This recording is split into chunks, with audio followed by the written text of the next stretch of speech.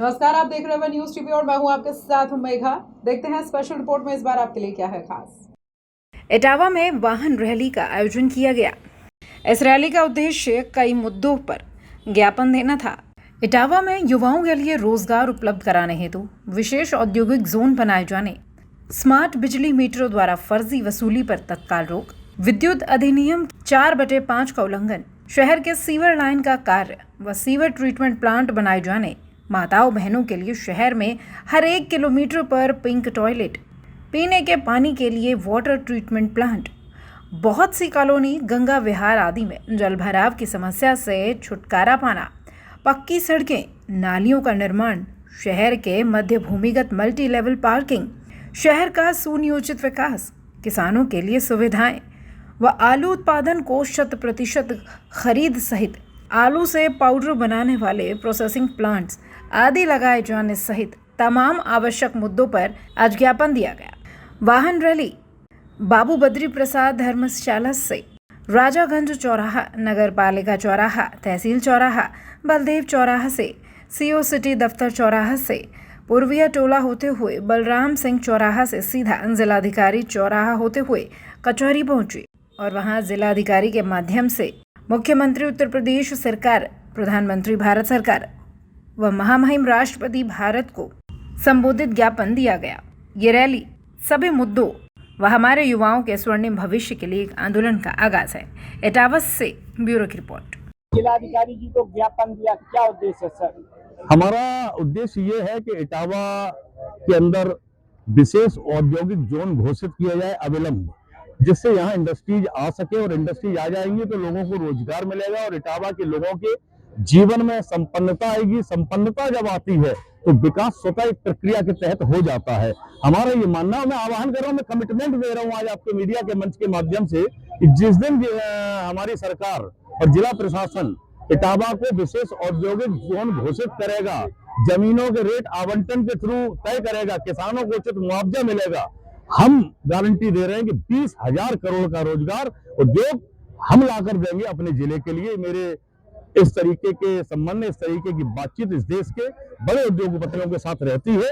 उन सबकी डिमांड है कि सरकार बातें बड़ी कर रही है लेकिन जमीनें उपलब्ध नहीं करा पा रही उद्योग के लिए। हमारी ये मांग है कि आप घोषणा कीजिए, हम उद्योग देंगे और कम से कम अगर 20,000 करोड़ के उद्योग लगेंगे तो इटावा के 1 लाख युवा को यहाँ रोजगार मिलेगा। इटावा के राजनेता, विधायक एवं सांसद क्या कहोगे सर? आप तो कह रहे हो हम उद्योग के लिए मतलब आगे हाथ बढ़ाएंगे, विधायक जो मेंबर ऑफ पार्लियामेंट उनसे क्या कहोगे? मैं हमारे सांसद, हमारी माननीय विधायक और हमारे अन्य विधानसभाओं से जो भी विधायक हैं, बड़ी खेद के साथ कहूंगा, बहुत शर्मिंदगी होती है कि हम ऐसे जनप्रतिनिधियों को चुन रहे हैं जो सदन में 9 साल हो गए हैं। हमारी माननीय विधायक को उन्होंने 2 बार चुनाव जीता है, एक बार भी कोई रिकॉर्ड ऐसा विधानसभा के पटल पर नहीं सामने आया है कि उन्होंने इटावा की विषयों को लेकर कोई बात उठाई हो।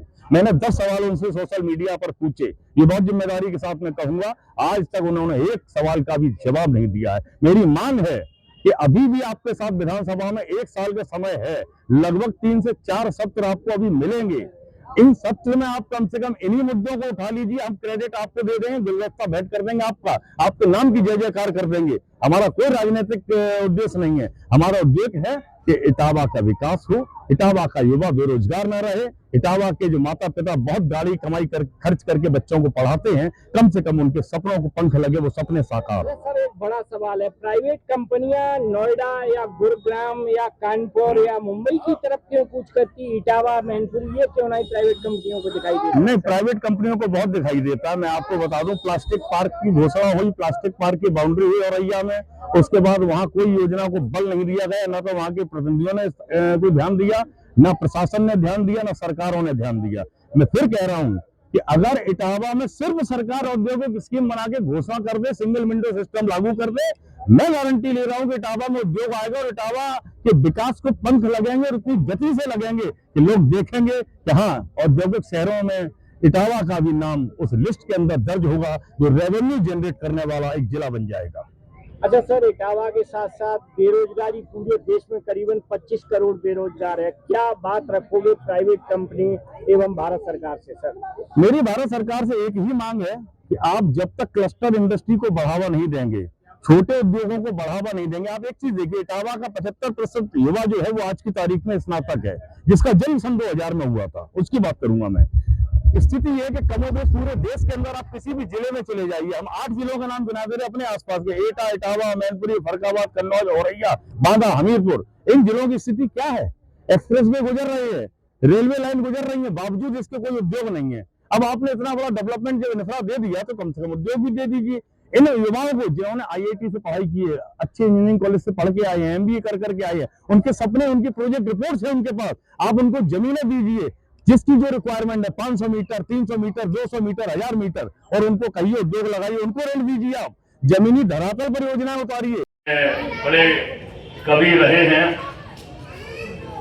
हो गई है पीर पर्वत सी पिघलनी चाहिए, हो गई है पीर पर्वत सी पिघलनी चाहिए, अब हिमालय से कोई गंगा निकलनी चाहिए। तेरे मन में ही सही या मेरे मन में ही सही, आग हो किसी भी दिल में, बस आग जलनी चाहिए, आग हो जिस दिल में वो बस आग जलनी चाहिए।